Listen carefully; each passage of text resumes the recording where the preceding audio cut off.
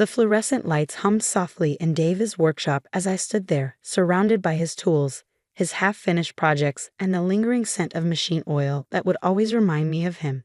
My husband had spent countless hours in this space, especially in the last 5 years of his life. Now, just hours after the will reading, I was here alone, trying to understand why this room had meant so much to him. My name is Emily Chen, and 1 week ago, I lost my husband to a heart attack at age 42.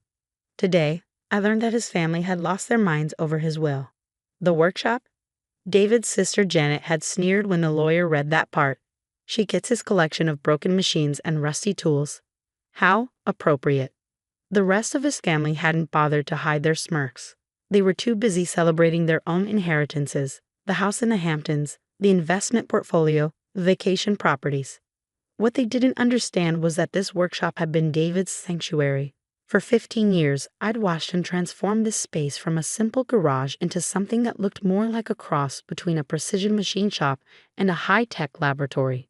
The equipment alone was worth more than they realized, but I knew there had to be more. "You don't understand what I'm building," he'd tell me in those final years, his eyes bright with excitement but tired from the long hours. "When it's ready, everything will change." I ran my hand along his main workbench, remembering those conversations. David had always been brilliant, a mechanical engineer with a gift for seeing solutions others missed. But in the last 5 years, something had shifted. He became more secretive, working late into the night, keeping his projects carefully covered when anyone visited. His family had interpreted his behavior as failure, assuming he was hiding financial troubles or failed experiments. Poor Emily, his mother would say at family gatherings, stuck with a dreamer who can't even succeed as a simple engineer. They never knew that David had quit his corporate job not because he failed, but because he discovered something too important to trust to his employers. Something he needed to develop independently, away from corporate control and profit motives. A metallic glint caught my eye, something tucked behind a panel under his main computer station. My hands trembled slightly as I removed the panel, revealing a small safe I'd never seen before. Next to it was an envelope with my name written in David's precise engineer's handwriting. "My dearest Emily," the letter began, "if you're reading this, something has happened to me before I could complete my work. But I know you'll understand what needs to be done. The safe combination is the date we first met. You were the beginning of everything good in my life, and you'll be the one to finish what I started." I wiped away tears as I entered the numbers. Inside the safe was a single USB drive and another note. "Watch this alone, then decide." My laptop whirred to life as I plugged in the drive. Folders appeared, meticulously organized in David's style. Technical drawings, simulation data, and a video file dated just 2 weeks ago. David's face filled my screen, looking tired but excited. "Hi, love," he said, and I had to pause the video for a moment, overwhelmed by hearing his voice again. When I continued, his words left me breathless. "What I'm about to show you is going to change everything, not just for us, but for the world. 5 years ago, I discovered something while working on military contract projects. Something they didn't even realize was possible." He held up a small device, barely larger than a smartphone. "This prototype combines quantum tunneling principles with a new type of energy collection system. In simple terms, it can generate clean, nearly unlimited power from ambient temperature differences. No fuel, no emissions, just pure energy from the heat already present in our environment." My mind raced as I understood the implications. If what he was saying was true, this technology could revolutionize energy production worldwide. No wonder he'd been so secretive. "The military contractors," David continued, his expression growing serious, "they wanted to weaponize this, use it for strategic advantages. But this is too important for that. It needs to help everyone, not just the powerful."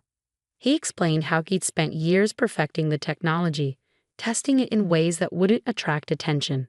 The various machines in his workshop had been cover for his real work, each one containing small tests of his components hidden in plain sight. "I've arranged everything you'll need," he continued. "The patents are already filed under a private trust. The prototypes work. All the documentation is here. But most importantly," he leaned closer to the camera, "I trust you to handle this the right way, to make sure it helps people instead of being buried by those who profit from the current system." There was more detailed technical documentation, test results, even a list of trusted contacts who could help develop and protect the technology. But my attention was drawn to a final video file, dated the day before his heart attack. Emily, he looked exhausted but triumphant. It works. The final prototype exceeded all expectations. Tomorrow, I'll show you everything.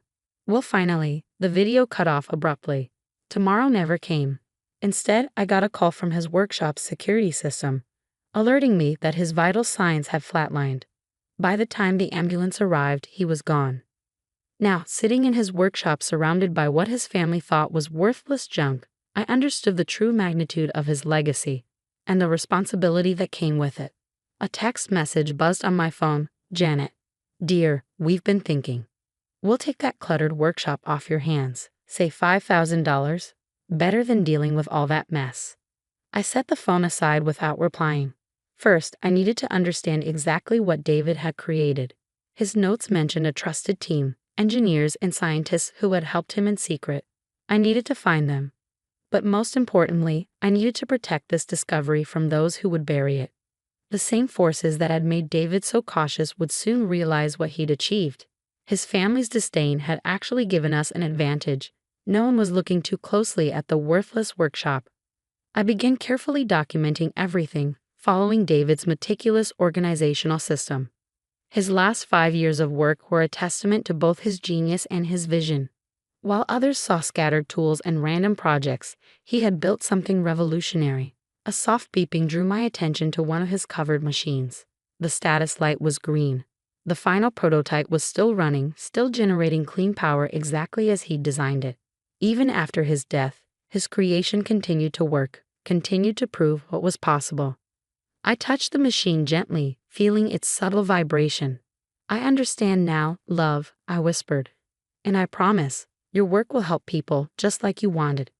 The workshop lights seemed brighter somehow, illuminating years of careful development, of hidden brilliance, of a vision too important to abandon. David's family thought they claimed his valuable assets, never realizing that his greatest achievement was sitting right here, humming quietly in a room they dismissed as worthless. Tomorrow would begin a new chapter. But first, I had preparations to make. David had left me more than just a workshop, he'd left me a mission. And I was ready. The next morning, I began implementing David's contingency plan. His notes led me to Dr. Sarah Martinez, a quantum physicist who had helped him develop the core technology in secret. I was wondering when I hear from you, she said when I met her at a small cafe far from the workshop. David told me if anything happened to him, you'd be the one to contact. I placed his final prototype on the table between us, carefully wrapped in a cloth.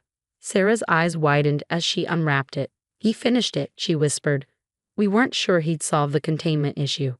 What exactly did he solve? I asked. I understand the basic concept, but she explained, her voice low with excitement.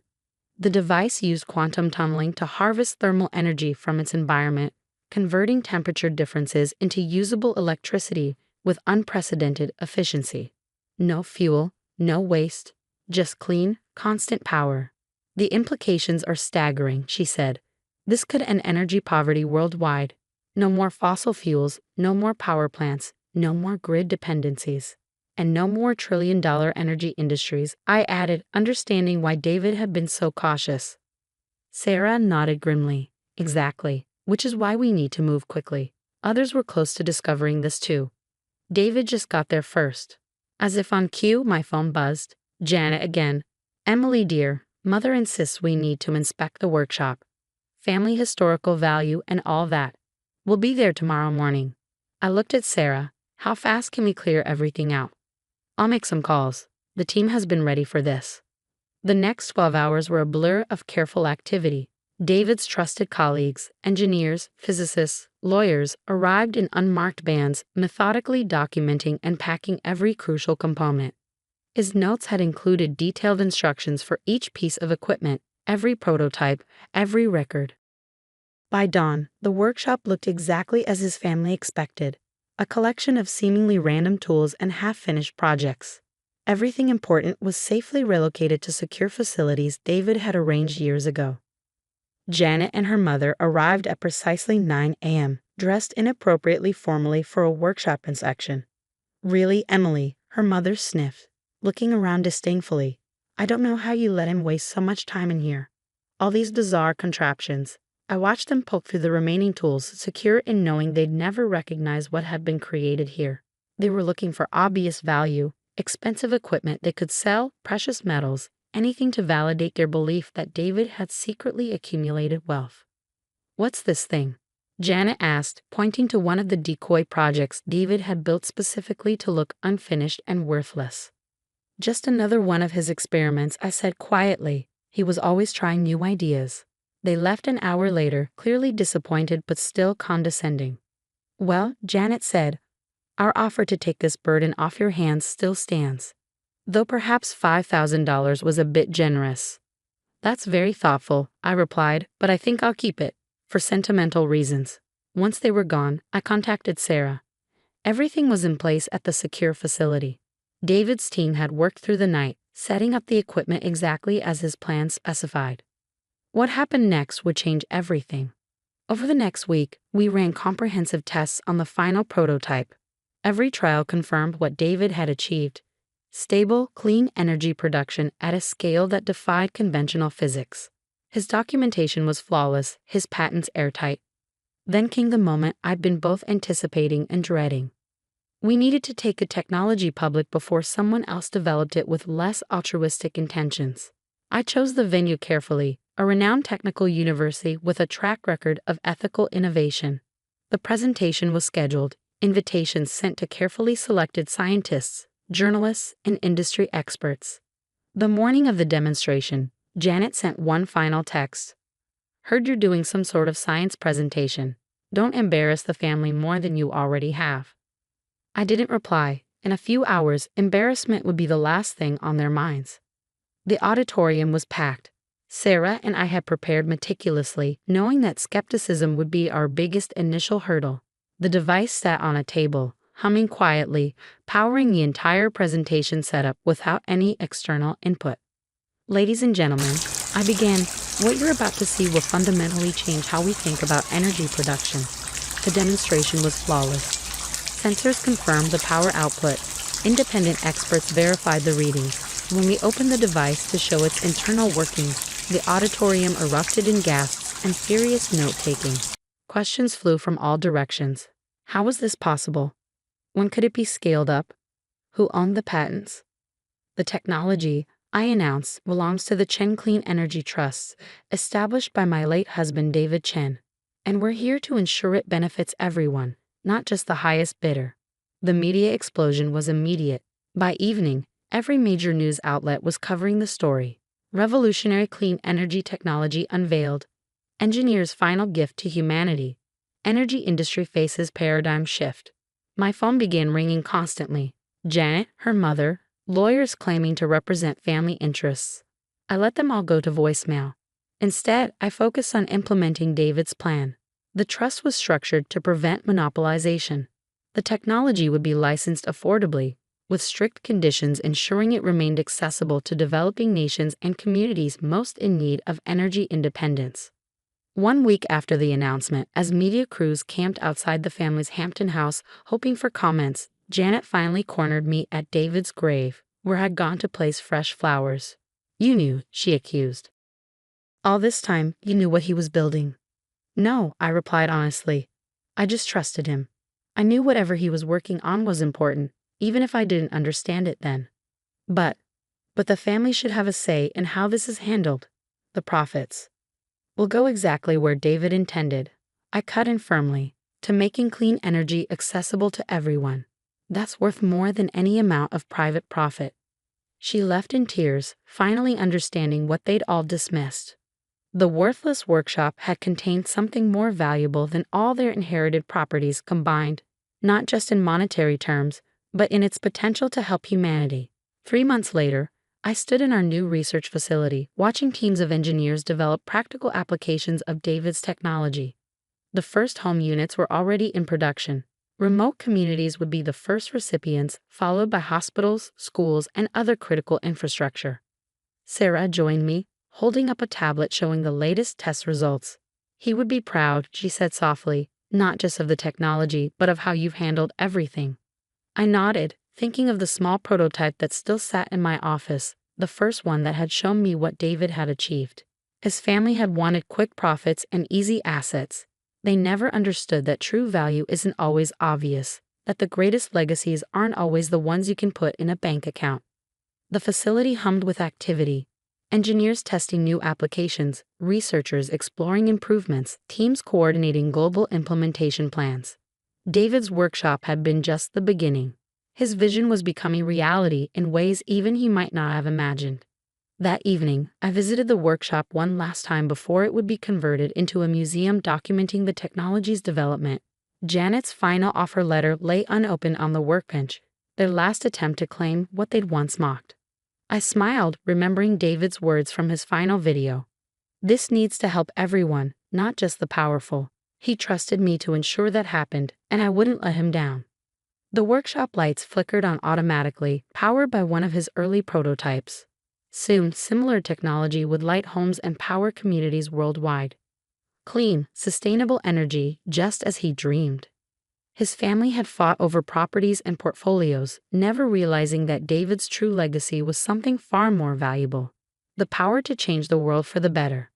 As I locked up the workshop for the last time, I thought about how appearances can deceive.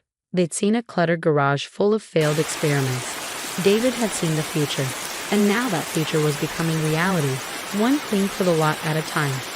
The next generation of devices would be even more efficient, more accessible. Communities that had never had reliable power would soon be energy independent. Hospitals would never lose electricity during storms. Schools in remote areas would have constant access to modern educational tools. That was David's real inheritance, not just to me or his family, but to everyone. A gift that would keep giving, keep growing, keep helping long after all of us were gone. And somewhere I knew he was smiling.